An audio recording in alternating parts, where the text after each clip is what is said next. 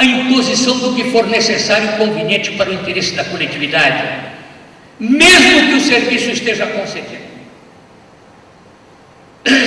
E a outra linha, que é a existência de sujeições especiais, de restrições que são normativamente instituídas e que se podem reconhecer até mesmo principiologicamente, não apenas para defender o serviço contra a ação de terceiros, mas para defender o serviço contra algum descomedimento, contra algum abuso, contra alguma omissão do próprio Estado ou dos prestadores qualificados pelo Estado. Portanto, prerrogativas de autoridade e restrições especiais que a marca, aliás, em todo o direito público, caracterizam os serviços públicos, algo muito diferente das atividades privadas. Como sabemos, as atividades privadas, mesmo quando repercutam sobre toda a vida social, estão sujeitas apenas ao chamado poder de polícia, expressão muito criticada, mas que entre nós é difundida e é usada até pelo texto constitucional. E por isso eu estou usando. Isto é, as atividades privadas estão sujeitas a limitações no que atina, seja ao campo da propriedade, seja ao campo da liberdade. Estão submissas a limitações, mas não estão, como serviços públicos, sob o jugo do Estado. É algo profundamente diferente. Bem, hoje fala-se na crise do serviço público. Eu ainda não vou nem perguntar por quê. Houve quem dissesse que o serviço público morreu entre nós, houve quem dissesse que o serviço público morreu. Vamos nos certificar se o serviço público morreu ou não morreu. Se a Constituição brasileira morreu, o serviço público morreu. Porque nós encontramos as seguintes menções diretas específicas ao serviço público. Eu não vou ler todas, não vou amassar ninguém. Mas o artigo 20, o artigo 30, número, item 5, inciso 5, o artigo 34, 7, o artigo 35, 3, o artigo 37, parágrafo 3º, parágrafo 1º, inciso 1, o parágrafo 6º, o artigo 54A,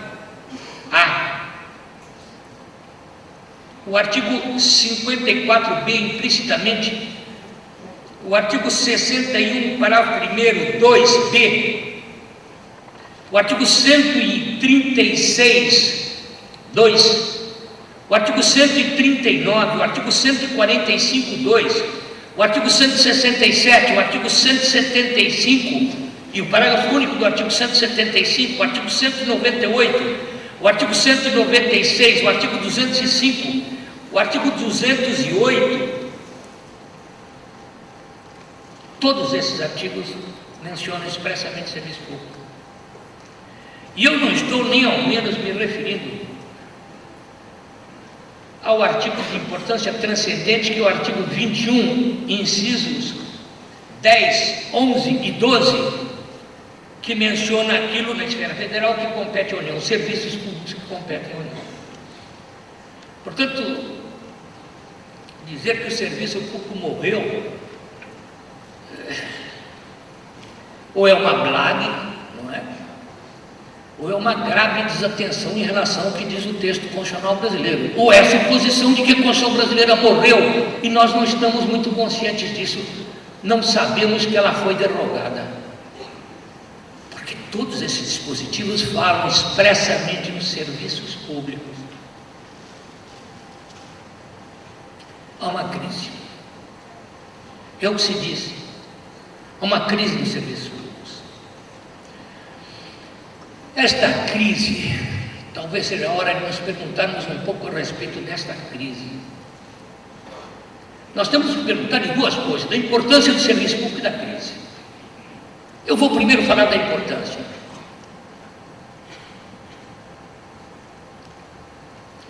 Historicamente, existiram diferentes ideias que foram consideradas ideias matrizes do direito administrativo, pontos de aglutinação dos institutos de direito administrativo. Houve um tempo histórico em que a ideia, eu vou usar a expressão que é usada pelos doutrinadores franceses, a França é a origem do direito administrativo, é a mãe do direito administrativo, falava-se na puissance publique, que é uma palavra que não tem uma tradução absolutamente exata. Nós não temos uma palavra cosmopolita. Vou traduzir como poderio público. Então, entendia-se que quando estivesse presente esta manifestação do poderio público do Estado, no desempenho de certas atividades, maiormente atividades concretas, nós estaríamos perante o direito administrativo.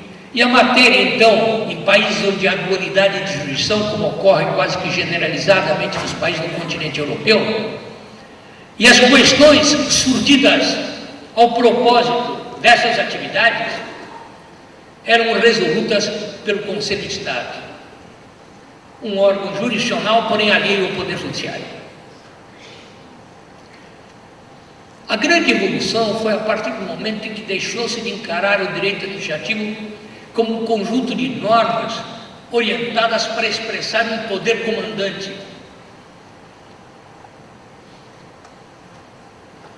Quando se pretendeu como que inverter o eixo metodológico do direito administrativo. Quando o direito administrativo deixou de representar o que vem de cima e se abate sobre os cidadãos, mas passou a ser o conjunto de princípios e regras relativos aos serviços públicos. Não é mais uma questão de mandar, é uma questão de servir, serviço. O Estado visto como como um conjunto de serviços públicos. O direito administrativo visto como o direito de quem serve. O direito daqueles serviços. Notem, o serviço público é importante em qualquer parte, mas é muito mais importante nos países subdesenvolvidos. O diretor, o presidente, na verdade, enfim, a figura máxima do jornal Le Monde Diplomatique, dizia que o serviço público é o patrimônio dos que não têm patrimônio. É o que ele é. O serviço público é o patrimônio dos que não têm patrimônio. O serviço público é o mais poderoso instrumento de inclusão social. As pessoas que possuem algum poder aquisitivo necessitam muito menos dos serviços públicos do que os outros. Se der um problema no transporte coletivo, quem tem algum poder aquisitivo sai do seu automóvel. Se houver um problema de saúde na família, o indivíduo recorre ao médico da família que ele paga. Já o pobre é obrigado a usar o transporte coletivo de passageiros e é obrigado a usar os serviços de saúde prestados pelo Estado. Quem tem recursos pode ir a uma escola particular, botar seus filhos numa escola particular. Quem não tem, não pode se passar da escola pública. E assim por diante. O serviço público é o patrimônio dos que não têm patrimônio. O serviço público é um importante instrumento de inclusão social. O serviço público não pode ser. As atividades consideradas de serviço público não podem ser entregues pura e simplesmente à iniciativa privada, porque a iniciativa privada está atrás de ganhar dinheiro e não de prestar serviços. É natural. O empresário quer lucro, ele quer dinheiro. A preocupação maior dele não é servir. O sujeito não bota uma fábrica porque diz: ah, meu Deus, eles estão tanto precisando de camas ou de cobertores ou sei lá do que, não vou botar uma fábrica nisso.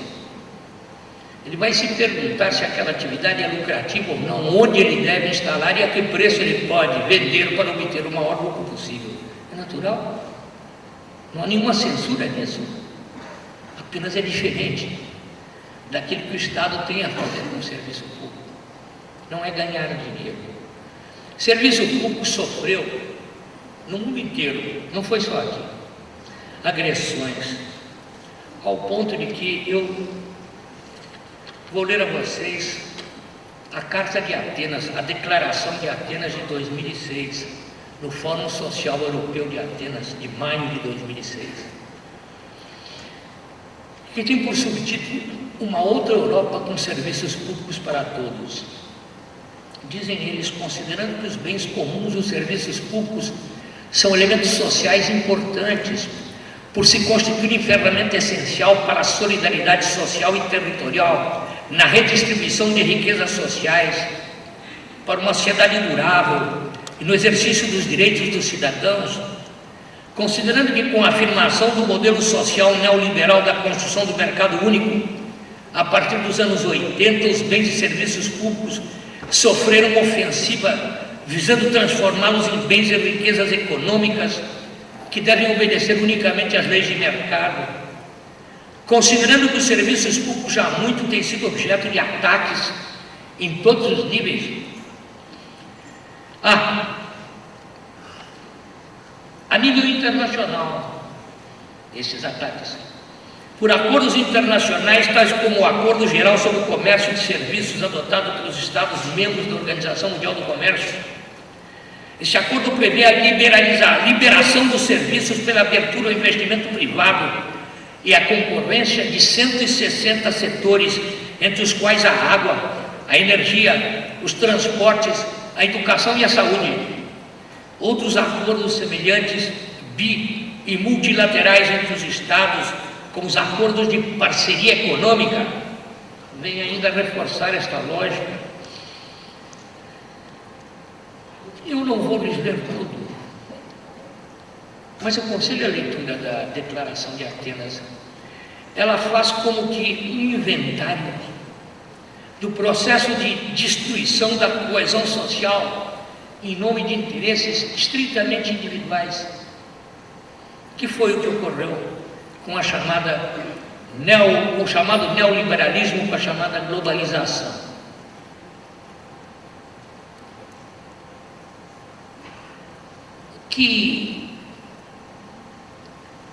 O que causou isso tudo?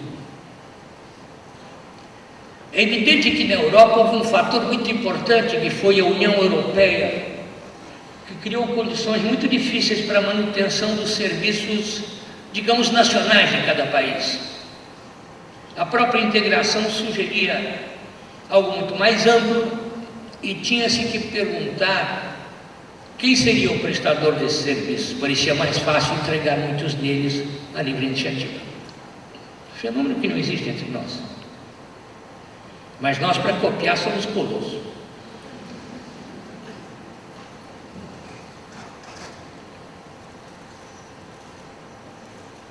Mas evidentemente não foi isto a causa única.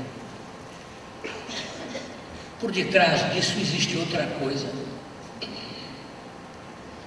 Por detrás disso existiu a disparição, por detrás deste fenômeno que nós conhecemos pelo nome de globalização. Por detrás disso existiu, na verdade, a implosão da União das Repúblicas Socialistas Soviéticas, a queda do Muro de Berlim também. Até então, existiam no mundo dois polos de radiação, de força, de pensamento e de interesses econômicos. Interesses econômicos da Rússia ou do bloco soviético de um lado, interesses econômicos do bloco americano de outro lado, e, evidentemente, as ideias que esses países exportavam, a propaganda que esses países faziam. E nós outros, nós, sobretudo nós, terceiro mundo, não apenas nós, terceiro mundo, mas sobretudo nós, terceiro mundo,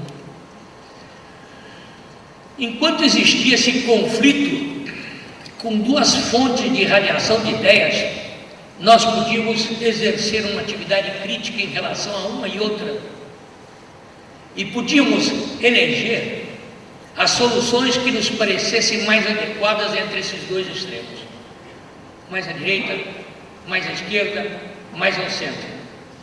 Existia material, digamos assim, disponível para a irradiação e a defesa das ideias tais ou quais. Com o fim da União das Repúblicas Socialistas Soviéticas,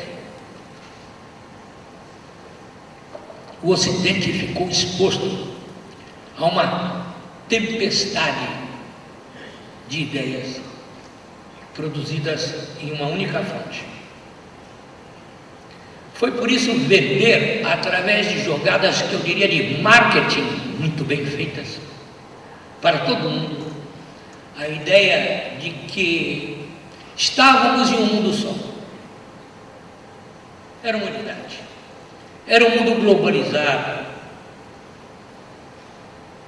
Na verdade, era uma globalização da circulação de capitais e de riquezas produzidas pelos países cêntricos, porque não se admitia essa globalização para a circulação de pessoas. Para a circulação do trabalho não existia isso. O dinheiro podia circular, as mercadorias podiam circular, mas o trabalho não, a força de trabalho não. Com o predomínio dessas ideias, o que predominou, evidentemente, foram interesses dos países cêntricos, dos países que exportaram essas ideias, sobretudo os Estados Unidos da América do Norte. Essa é que é a verdade.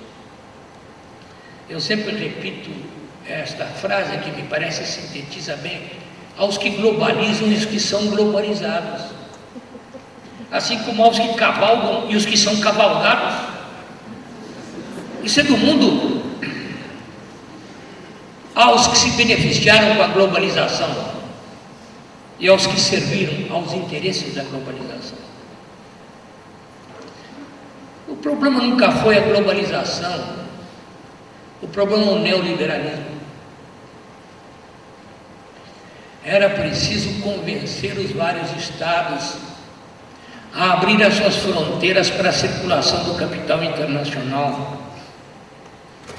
Era preciso, por exemplo, que os nossos serviços públicos que eram prestados pelo governo brasileiro pudessem vir a ser prestados por empresas transnacionais. E eles conseguiram isso. Isso já foi realizado, não apenas no Brasil.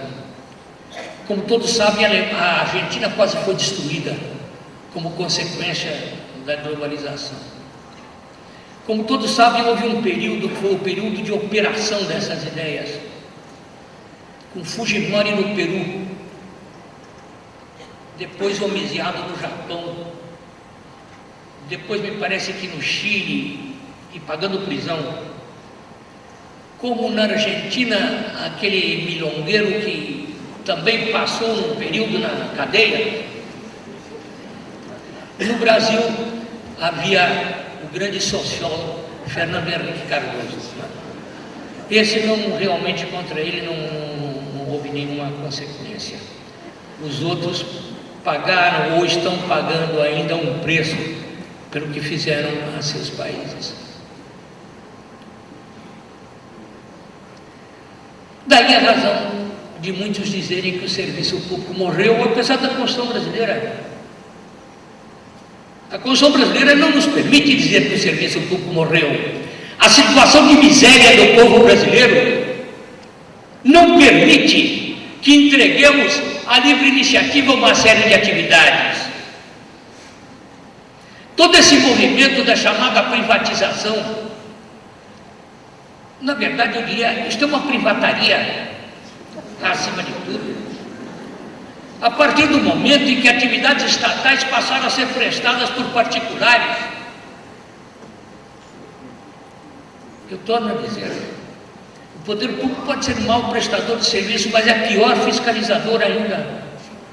Na fiscalização é uma desgraça, é um fracasso total. Todos nós sabemos, qualquer cidadão brasileiro sabe disso.